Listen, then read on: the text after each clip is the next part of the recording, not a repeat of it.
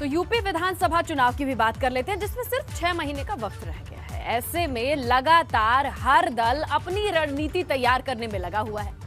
बसपा को एक बार फिर से अपने पुराने फॉर्मूले की याद आई है, जिसमें दलित वोट के साथ ब्राह्मणों को रिझाने की कोशिश की जा रही है और इसके लिए लगातार प्रबुद्ध जन सम्मेलन किए जा रहे हैं।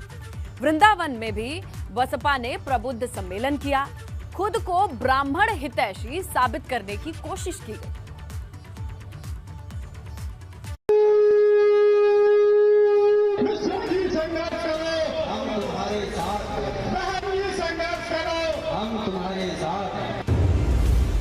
बसपा की मंच से ब्राह्मणों की हुंकार, सत्ता के लिए बसपा की वोट पुकार।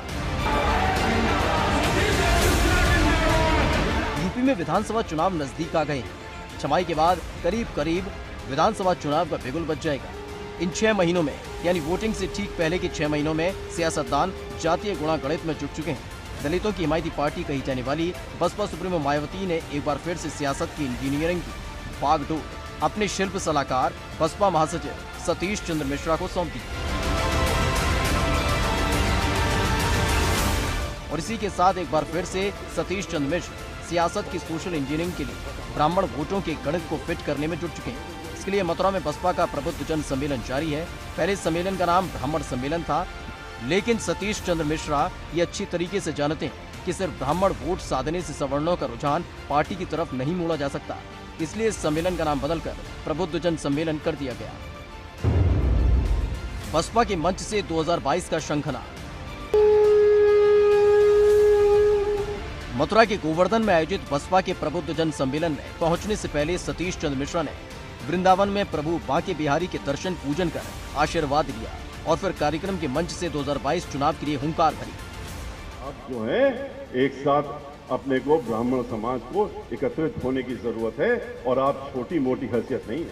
आप इस बार के चुनाव में बसपा ब्राह्मणों के साथ साथ प्रबुद्ध जनों के सम्मान को अहम हथियार मान रही है। माना जा रहा है कि पिछले सालों में सरकार ने प्रदेश में जो कार्रवाइयां की हैं, उनमें सबसे ज्यादा प्रभावित ब्राह्मण समाज के लोग हुए हैं और इसलिए बसपा ब्राह्मणों का हाथ और साथ दोनों चाहती है। याद करिए कि 2002 में ब्राह्मण समाज के सिर्फ 5 और 6 एमएलए, 403 की विधानसभा में सिर्फ 5 या 6 एमएलए रह गए थे। पूरी ताकत लगा ली थी भारतीय जनता पार्टी, उस समय भी सरकार में थी। उन्होंने ही शुरू किया था ये, और करने के बाद पूरी क्षमता के साथ में अपने उन्होंने जितने भी उनके बड़े बड़े विद्वान वकील थे सबको खड़ा कर लिया था, लेकिन बहन मायावती जी के ऊपर वो हाथ नहीं उठा पाए। कहीं से भी एक मामले में भी उनको नहीं घेर पाए और हर मामला चूंकि सब झूठा था, माननीय सर्वोच्च न्यायालय तक हम लोगों को जीत मिली इन मामलों में। मंच से जहां ब्राह्मणों का आह्वान किया गया, तो वहीं दलितों के खिलाफ अत्याचार रोकने के लिए हुंकार भी भरी गई और ब्राह्मणों के जख्म पूरेदने के लिए कानपुर के बिकरू कांड को ताजा किया गया। सरकार की कार्रवाई को ब्राह्मण विरोधी बताया गया और खुशी दुबे के ऊपर दर्ज किए गए केस के जरिए सतीश चंद्र मिश्रा ने ब्राह्मणों की नाजुक नब्ज को झकझोरने की भरसक कोशिश की। आप औरों को मार रहे हैं, मरवा रहे हैं, जेलों में ठूस रहे हैं, इनको तो छोड़ दीजिए, लेकिन नहीं। 2007 की बसपा सरकार के काम और ब्राह्मणों के हित में किए गए काम याद दिलाए गए और मौजूदा सरकार की नीतियों को ब्राह्मण और दलितों के खिलाफ बताया गया।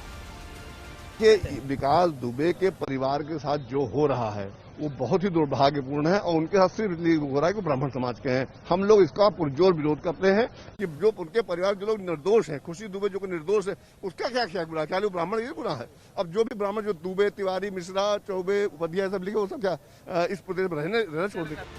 दरअसल बसपा एक बार फिर से 2007 की उस सोशल इंजीनियरिंग के फॉर्मूले को दोहराना चाहती है, जिसके जरिए उसने सत्ता का स्वाद चखा था। इसलिए एक बार फिर से चुनाव की कमान पार्टी महासचिव सतीश चंद्र मिश्रा को सौंपी गई और प्रबुद्ध वर्ग जैसे सम्मेलनों के जरिए एक बार फिर से बसपा ब्राह्मणों और दलित वर्ग को एक साथ साधने की कोशिश कर रही है। Bureau report, ABP Ganga.